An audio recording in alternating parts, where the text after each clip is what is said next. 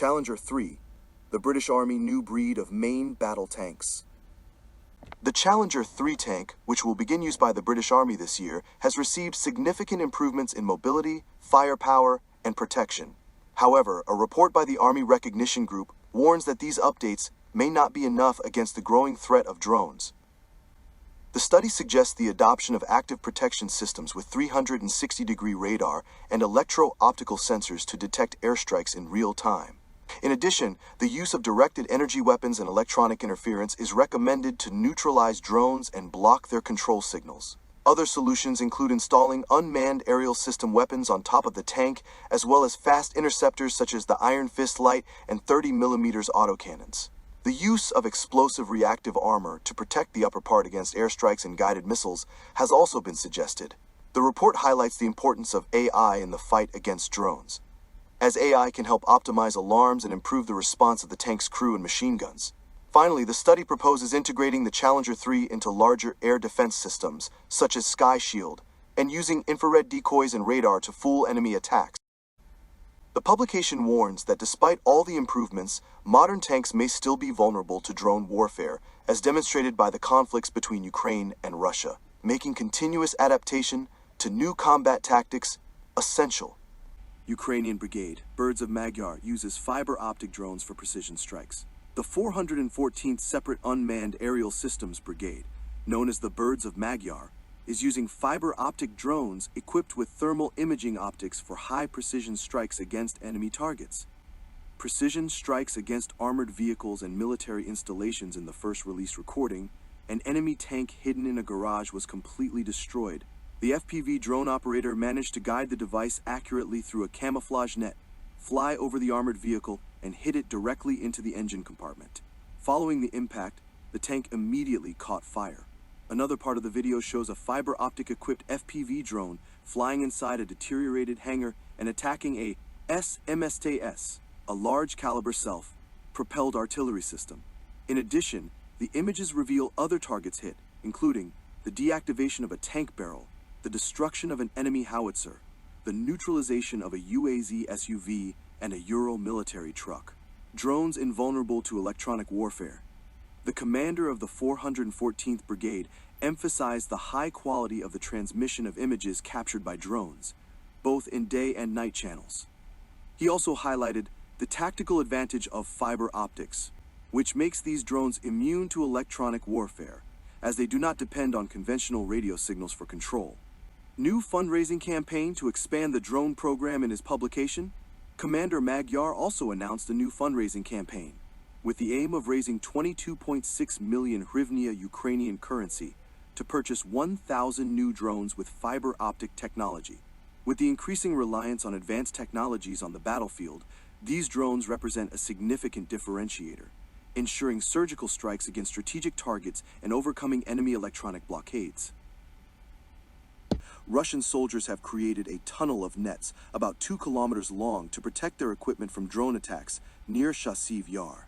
The video, published by military technology and radio expert Sergei Flesh, shows the commander of the Russian Engineering Battalion Group discussing the more than 2 kilometers of anti-drone nets his group is working on. We are continuously improving the technology. Nets are installed in the most open sections of the roads to protect the movement of our equipment, he said in the video. We are constantly trying to increase the coverage area. We are improving the technology of installing the networks to do it faster, he added.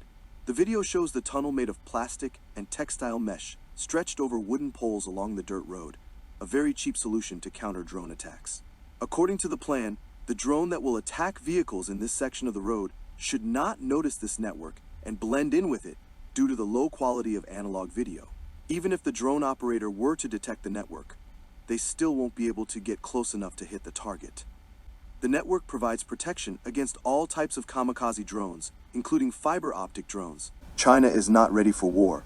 What the report that divides experts says China as a paper tiger.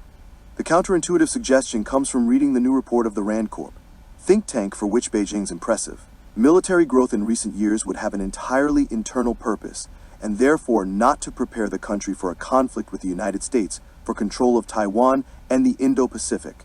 The analysis released last month by the American Study Center, taken up in the last few hours by CNN, overturns the conclusions reached so far by most experts and the main intelligence agencies, by stating that the heir to the Celestial Empire is not really ready for war and raises, as it is easy to imagine, numerous perplexities among insiders.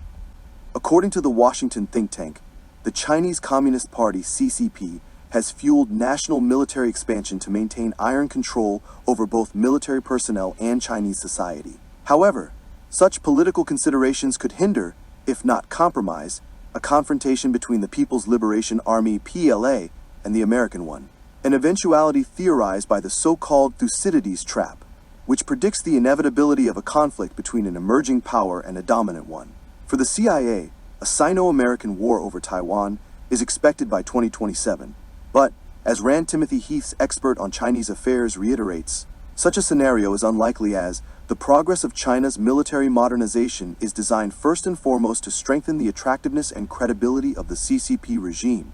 In support of his thesis, Heath recalls that the Chinese military devotes up to 40% of training time to political issues. The units of the PLA, continues the analyst of the U.S. think tank, are led not only by commanding officers, but also by political commissars, more interested in assessing the loyalty of soldiers to the party than their actual military capabilities. For Heath, the Pentagon should focus on a wider variety of threats that China could put into practice, and that may not involve the use of missiles and bombs.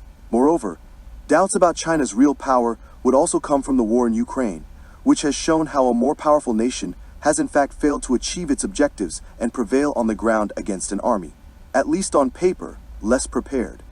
The conclusions set out in Rand's study were met with deep skepticism. China is getting stronger, said John Culver, a former intelligence official. Andrew Erickson, a professor at the Naval War College, adds to the dose, according to whom President Xi Jinping is engaged in difficult efforts of military restructuring that prioritize the improvement of realistic combat capabilities and impose some of the most demanding requirements on the Chinese armed forces. In fact, the events of the last few hours seem to underline the hostile intentions of the Asian giant. Taipei authorities have in fact announced that they have detected 41 aircraft and 9 military ships of Beijing, plus an official boat on Sunday, coinciding with the passage of a Canadian frigate through the Taiwan Strait. China in February mobilized 245 aircraft and 108 ships, a record number that denotes the intensification of the People's Republic's operations around the island of Formosa that is increasingly taking on the traits of a dress rehearsal for an all-out conflict.